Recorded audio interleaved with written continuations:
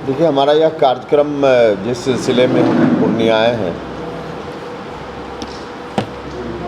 बिहार के सभी जिलों का कार्यक्रम है। अलग अलग तारीख में कार्यकर्ता सम्मेलन करने का फैसला पार्टी ने लिया, जिस क्रम में अनेक जिलों से होते हुए कल हम पूर्णिया आए।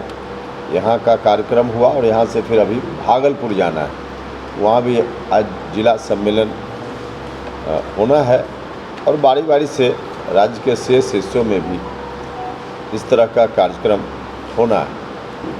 हम लोग जहाँ जहाँ जा रहे हैं, अपेक्षा से ज़्यादा लोगों का सहयोग समर्थन दिख रहा है।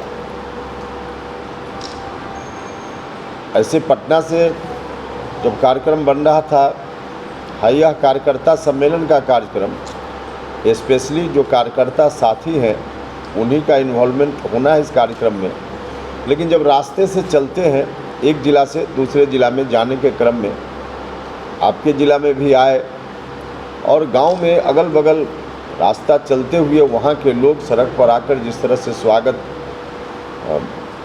किया है कल भी, और बाकी जगह भी लोग जिस रूप में आ रहे हैं, तो जो अपेक्षा हमारी थी उससे ज़्यादा लोगों का सहयोग समर्थन और पार्टी के साथियों का उत्साह दिख रहा है। क्योंकि कल भी इतनी वर्षा थी, मूसलाधार वर्षा हो रही थी, उसके बावजूद लोग भीग कर भी वहाँ उपस्थित थे हम लोगों की बातों को सुनने के लिए। और बड़ी संख्या में हमारे कार्यकर्ता साथी संगठन से जुड़ गए हैं। सभी जात धर्म के लोग हमारी पार्टी की ओर मुखातिब हैं। तो इस रूप में हम जितना सोचते थे उससे ज़्यादा लोगों का समर्थन है। इसका कारण भी है, जनता दल यूनाइटेड समाप्ति के कगार पर है। नीतीश कुमार जी के नेतृत्व में वह पार्टी चल रही थी, एक विशेष मिशन के साथ समता पार्टी और उसके बाद जनता दल यूनाइटेड एक विशेष मिशन के साथ चल रहा था। और वह मिशन था बिहार में अच्छा शासन चले, बिहार का डेवलपमेंट हो, लॉ एंड ऑर्डर का सिचुएशन ठीक ठाक हो, समाज में लोगों के बीच भाईचारा का वातावरण रहे,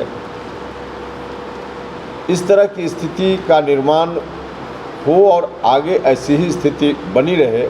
इस मिशन के साथ वह पार्टी चल रही थी और नीतीश जी को मौका मिला, बिहार के लोगों ने इसी कारण से उनके ऊपर भरोसा भी किया। अच्छा चल भी रहा था, लेकिन जब नीतीश कुमार जी की खुद की जो राजनीति है उसकी विदाई का समय आ गया, उसके बाद नीतीश जी फिर से बिहार को वहीं पहुंचाने की बात करने लगे जहां से बिहार को बाहर लाने के लिए जनता ने उनको आशीर्वाद दिया था। आरजेडी के हाथों में जेडीयू को पूरे तौर पे नीतीश जी ने गिरवी रख दी। और जब जेडीयू को गिरवी रख दी तो लोगों को लगा, जो पार्टी के भी साथी, उस दल के भी जो कार्यकर्ता हैं, वो लोग भी महसूस कर रहे हैं कि पूरे तौर पे जब उनके नेता ने ही आत्मसमर्पण कर दिया आरजेडी के सामने, तो अब ऐसी परिस्थिति में कैसे चल सकता है। तो इसलिए वहाँ भी जनता दल यूनाइटेड के अंदर भी अब जो लोग भी हैं धीरे धीरे वहाँ से हट रहे हैं और आम जनता तो बिल्कुल उनकी ओर अब नहीं देख रही है, क्योंकि कोई नहीं चाहता है कि फिर से बिहार उसी खौफनाक मंजर वाली स्थिति में जाए जो 2005 के पहले वाली स्थिति थी। वहाँ बिहार को कोई नहीं ले जाना चाहता है और थोड़ी झलक दिख भी रही है। आरजेडी के लोग अभी आधा अधूरा शासन में हैं, लेकिन सरकार के अंदर चल सिर्फ उन्हीं का रहा है। आरजेडी के लोग जिस रूप में चाहते हैं उसी रूप में हो रहा है और इसका नतीजा भी दिख रहा है। लॉ एंड ऑर्डर का सिचुएशन हर जगह, हत्या, अपहरण, लूट, बलात्कार की घटनाएं पहले की तरह फिर से शुरू हो गया है, घटनाएं शुरू हो गई हैं और बाकी मामले में भी बिहार फिर से पीछे जाने की ओर अग्रसर है। तो यह हुआ है सिर्फ नीतीश कुमार जी के एक भटकाव के कारण, और इस भटकाव की स्थिति में अब जब पार्टी ही उनकी समाप्त हो रही है तो बिहार में एक पार्टी की ज़रूरत है, जो पार्टी शोषित पीड़ित जो दबे कुचले लोग हैं, गरीब लोग हैं, उनके हितों की रक्षा कर सके। तो ऐसी पार्टी हमारी है, इस रूप में लोग देख रहे हैं हमारी ओर, इसलिए लोगों का आकर्षण समर्थन है। हम इस जिला के लोगों से भी यही आग्रह करने के लिए आए हैं अपनी पार्टी के साथियों के माध्यम से कि सब लोग मिलकर ताकत दीजिए, हमारी पार्टी का सहयोग समर्थन कीजिए, इसको मजबूत बनाइए। हम लोग बिहार को फिर उस पुरानी स्थिति में नहीं लौटने देंगे। बिहार पीछे नहीं जाएगा, बिहार आगे बढ़ेगा। मोटे तौर पे यही है। आप लोग कोई सवाल, बात तो कल हम बोल दिए हैं, इसलिए आप पूछ रहे हैं, आप तो बोलते हैं। कल हमने उस पर सरकार की ओर से जो कुछ भी आया है, अब उसमें कितनी सच्चाई है, क्या तथ्य है, हमने भी देखा है। वह खबर देखी हमने जिसमें सरकार की ओर से कहा गया है कि वह व्यक्ति था नहीं वहाँ जहाँ लाठी चार्ज की घटना हुई। तो इस पर अब क्या तथ्य है, किस फैक्ट के साथ प्रशासन के लोग कह रहे हैं, लेकिन कोई तथ्य है तो अब मुझको नहीं मालूम। लेकिन वहाँ लाठीचार्ज की घटना हुई है, और लाठीचार्ज पुलिस के द्वारा जब लाठीचार्ज की घटना होती है तो किसको कितनी चोट आएगी, कहाँ लाठी पड़ेगी, इस रूप में लोग नहीं देखते हैं। सीधे आंख बंद करके लाठीचार्ज होती है, और ऐसी परिस्थिति में किसी की मौत हो जाए यह बहुत अस्वाभाविक नहीं है। तो घटना हुई है और एक व्यक्ति की मौत हुई है। अब प्रशासन के लोग की सफाई अपनी जगह है, उसमें क्या तथ्य है मुझको नहीं मालूम। सर शिक्षा की उस समय आरजेडी को हम बिहार सौंपा जाएगा यह थोड़े हुआ था, ये आपको आइडिया नहीं था? बिल्कुल आइडिया नहीं था। और हम, मेरा क्या, बाकी लोग भी कभी सपना में भी नहीं सोचते थे कि नीतीश जी जिंदगी भर जिसके खिलाफ लड़े उसी के यहाँ जाकर नतमस्तक हो जाएंगे, यह तो किसी ने नहीं सोचा था। तो नीतीश जी जब नतमस्तक हो गए तब हम लोगों को लगा कि यह ठीक नहीं है। ठीक नहीं मतलब कोई पॉलिटिकल वर्कर के लिए ठीक नहीं, ऐसा नहीं, आम जनता के लिए, बिहार के हित में नहीं है। मतलब मुख्य समस्या तेजस्वी जी से? तेजस्वी जी से नहीं है, हमारी समस्या है बिहार को जिस रूप में इन लोगों ने राज किया, इनके परिवार के लोगों ने किस रूप में लूटा, किस रूप में बिहार को बर्बाद किया। तो वह जो काम करने का स्टाइल है, उन लोगों का एटीट्यूड है, फिर से वही होगा। इसलिए हमारा कोई व्यक्ति से विरोध नहीं है, उनके काम करने का जो तौर तरीका है आरजेडी वालों का, उससे विरोध है। तो नीतीश जी जीरो टॉलरेंस की बात करते हैं भ्रष्टाचार के मुद्दे पर, और तेजस्वी जी चार्जशीटेड हैं। बार बार हम बोल रहे हैं कि नीतीश जी सीधे आत्मसमर्पण कर चुके हैं। यह आत्मसमर्पण का ही एक एग्जाम्पल है, वरना यही नीतीश कुमार जी 2015 में आरजेडी के साथ गए थे और आरजेडी से गठबंधन बाद में आकर उन्होंने तोड़ा। यही इनका आरोप था कि तेजस्वी भ्रष्टाचार के बारे में उनके ऊपर आरोप लगा था।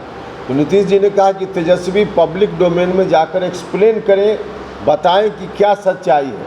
तेजस्वी जी ने नहीं किया तो नीतीश जी ने कहा कि हम आपके साथ नहीं चल सकते। और आज उससे भी गंभीर आरोप तेजस्वी यादव के ऊपर है और नीतीश कुमार जी चुप्पी साधे हुए हैं। तो सीधे तौर पे भ्रष्टाचार से इनका कंप्रोमाइज़ है, समझौता है, और इसलिए हम बार बार कह रहे हैं कि इन्होंने आत्मसमर्पण कर दिया।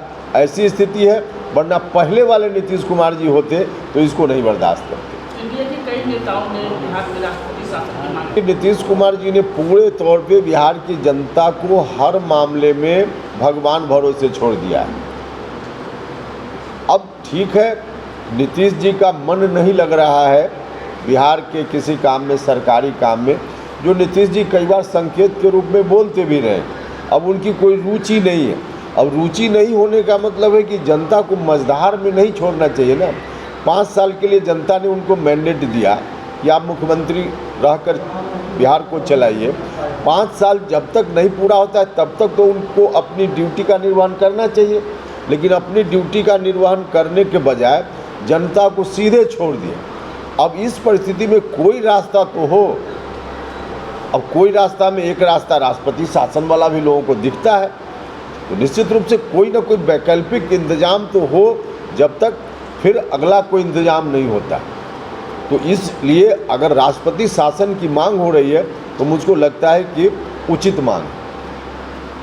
टारगेट रहेगा, जब पार्टी है तो लोकसभा चुनाव भी लड़ेंगे, विधानसभा चुनाव भी लड़ेंगे, सब चुनाव लड़ेंगे। इंडिया के साथ किसके साथ यह तय करेंगे, अभी तय नहीं।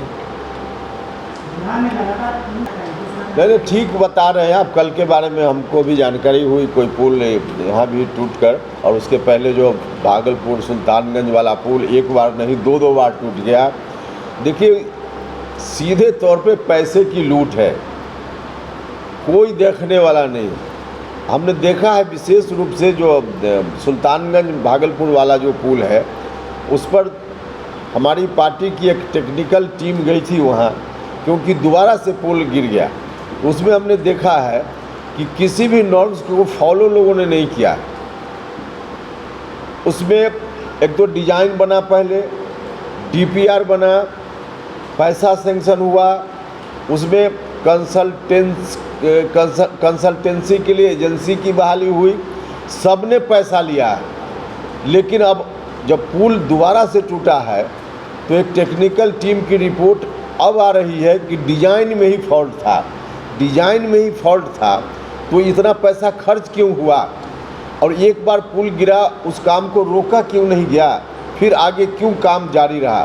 तो कुल मिला जुला कर बिल्कुल अराजकता की स्थिति है, जिसको जहां मन में आवे लूट ले। तो इसलिए ऐसी स्थिति है। कुल मिला जुला कर अब देख ही रहे हैं, एक नहीं वो तो घटना हो गई पुल बनने से पहले, सुल्तानगंज वाली घटना, वरना कुछ दिनों के बाद पुल का उद्घाटन हो जाता तब कितना बड़ा हादसा हो जाता। तो पूरे तौर पे लूट की छूट है, इसलिए ऐसा हो रहा है।